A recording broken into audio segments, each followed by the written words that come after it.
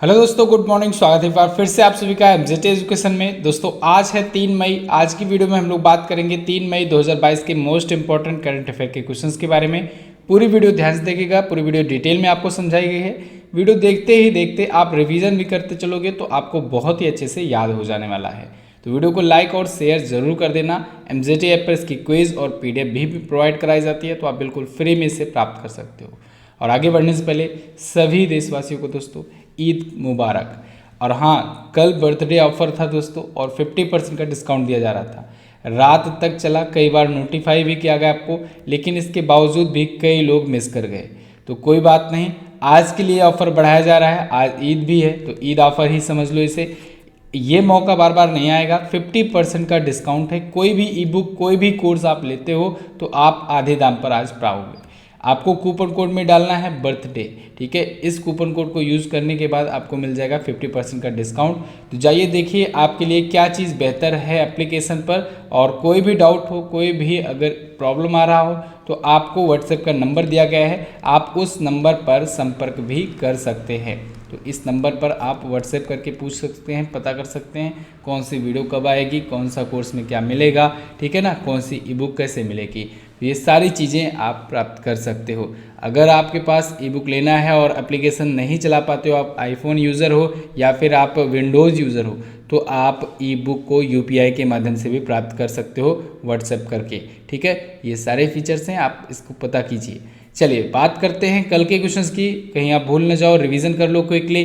विश्व श्रमिक दिवस 1 मई को मनाया गया दोस्तों, और इसी से संबंधित संगठन मैंने आपको बताया था इंटरनेशनल लेबर ऑर्गेनाइजेशन।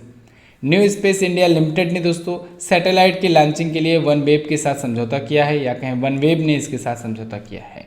वनवेव के सैटेलाइट को new space India limited launch करेगा। चारुदत्त मिश्रा जी को वेटली गोल्ड अवार्ड 2022 से सम्मानित किया गया है। और वहीं 75वें कांस फिल्म फेस्टिवल के ज्यूरी मेंबर्स बन गए हैं दीपिका पादुकोण। विनोद राय ने एक पुस्तक लिखी है, not just a night watchman.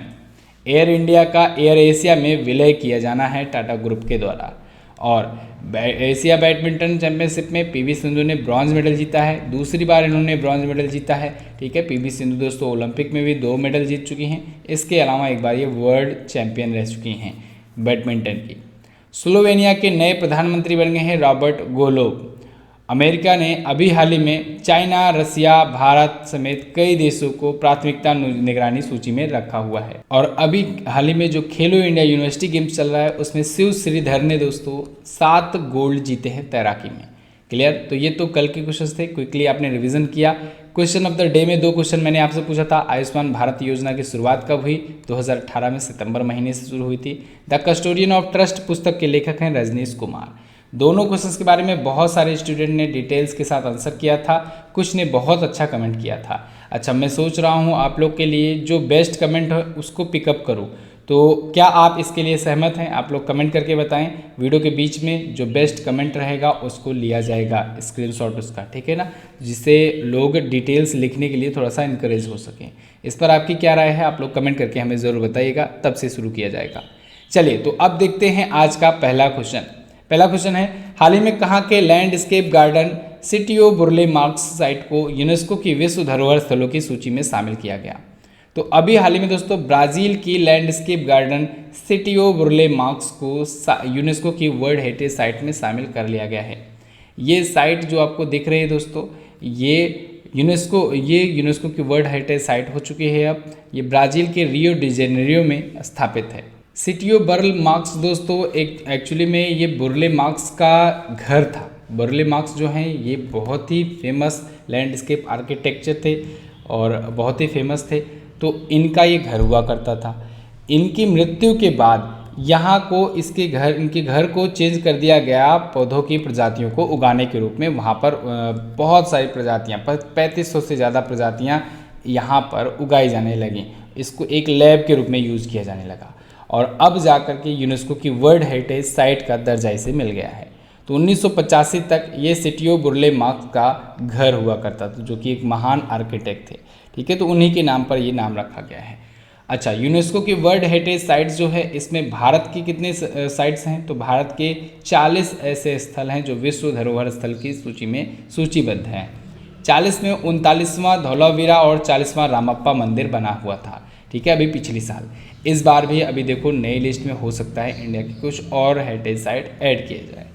अभी अगर बात किया जाए आपसे कि भारत की कौन से पहले ऐसे विश्व धरोहर स्थल थे जो शामिल किए गए थे यूनेस्को में, तो आप बताएंगे 1984 में 1984 में दोस्तों 4 विश्व धरोहर स्थलों को शामिल किया गया था। किसे किसे? आगरा का किला, आगरा का ताजमहल, इसके अलावा एलोरा की गुफा और अजंता की गुफा, ये 4 को एक साथ ही शामिल किया गया था। यूनेस्को यानी कि united nations educational scientific and cultural organization स्थापना हुई थी 1944 में और आंद्रे अजोले इसके हैं वर्तमान में अध्यक्ष। हेडक्वार्टर कहाँ पर है? पेरिस में, पेरिस फ्रांस में।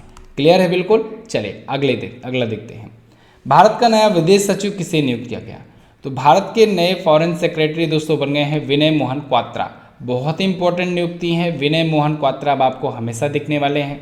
किसकी जगह पर आए हैं? ये आए हैं हर्षवर्धन श्रृंगला जी की जगह पर। विनय मोहन क्वात्रा यहाँ पर आपको दिख रहे हैं। ये नेपाल में दोस्तों अभी तक राजदूत हुआ करते थे, नेपाल में भारत के राजदूत थे।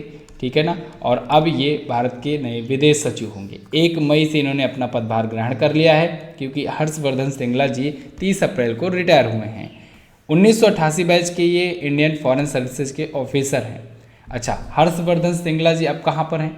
तो हर्षवर्धन श्रृंगला को दोस्तों G20 का समन्वयक बनाया गया है, चीफ कोऑर्डिनेटर बनाया गया है भारत का, क्योंकि भारत दोस्तों 2023 में G20 की मेज़बानी करने वाला है।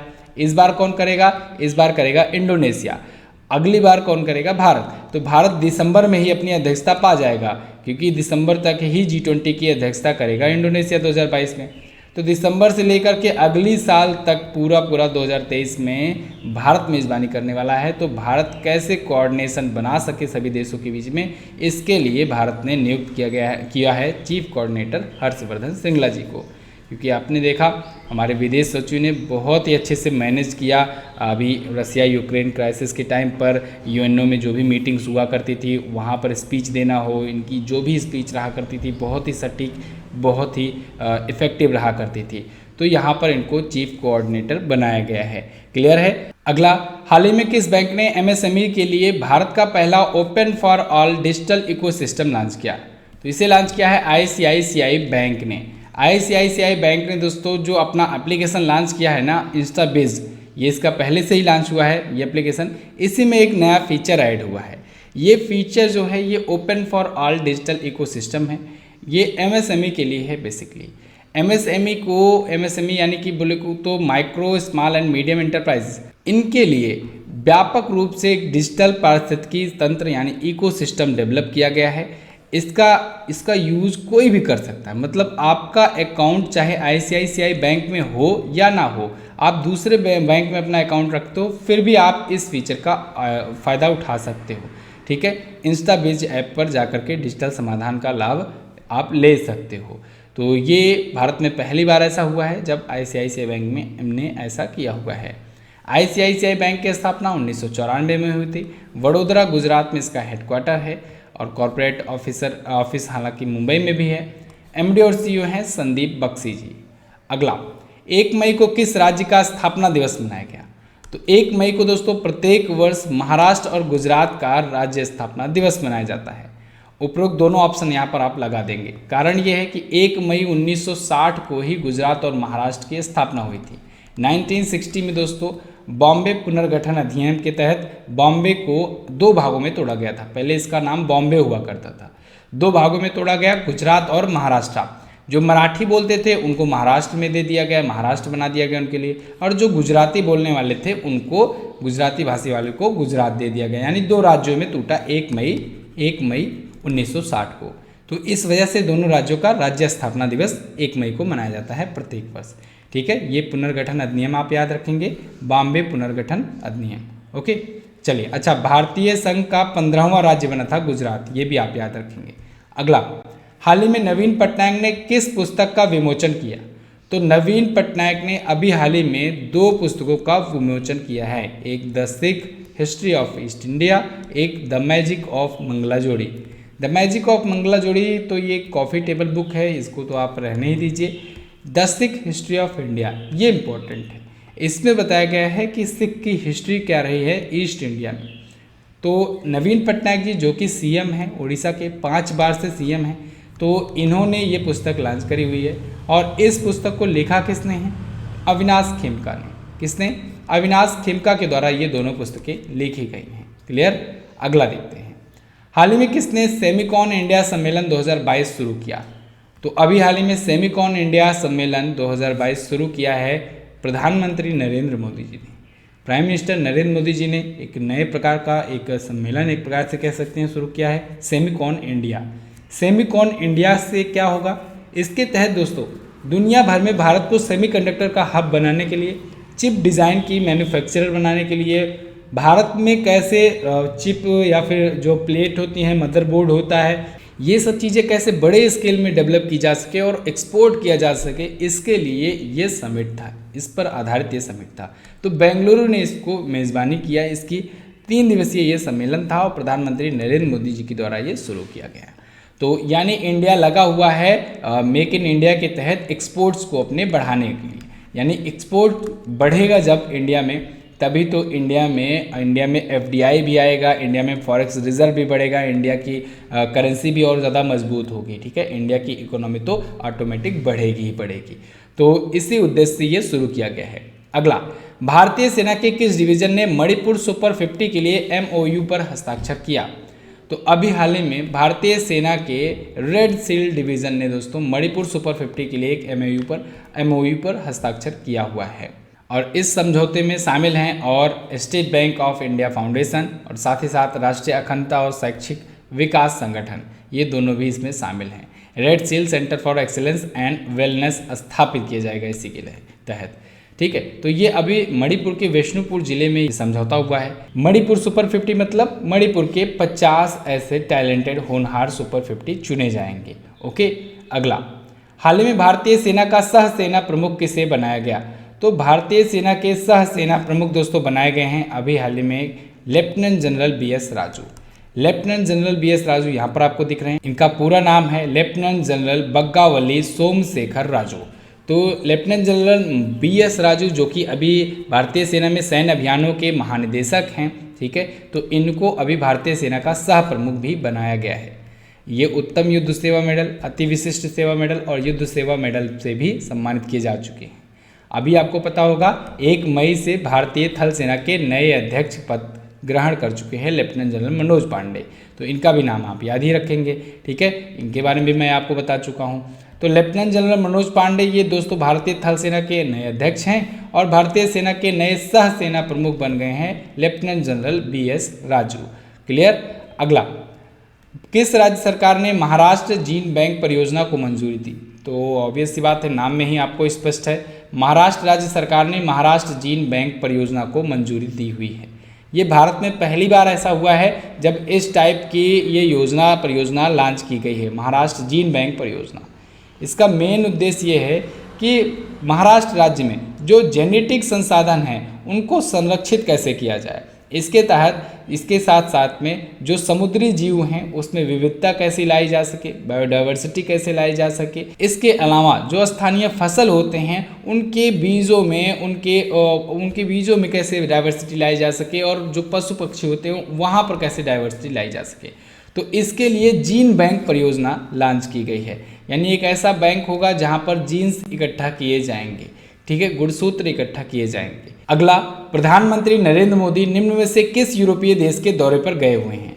जर्मनी, डेनमार्क और फ्रांस। तो इन तीनों यूरोपीय देशों के दौरे पर गए हुए हैं अभी हाल ही में नरेंद्र मोदी जी।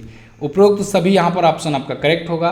प्राइम मिनिस्टर नरेंद्र मोदी 3 यूरोपीय देशों की यात्रा पर हैं, जर्मनी, डेनमार्क और फ्रांस। सबसे पहले ये जाएंगे जर्मनी गए हुए हैं और जर्मनी के चांसलर ओलाफ स्कॉल्ज से मिले और वहाँ पर 6वें भारत जर्मनी अंतर सरकारी परामर्श की सह अध्यक्षता की ये दोनों लोग मिल करके। क्लियर है? इसके बाद बर्लिन के बाद जाएंगे कोपेनहेगन यानी डेनमार्क, फिर जाएंगे पेरिस यानी फ्रांस। ठीक है ना? तो इसके बाद ये जो होगा भारत नार्डिक शिखर सम्मेलन होगा, उसमें हिस्सा लेंगे।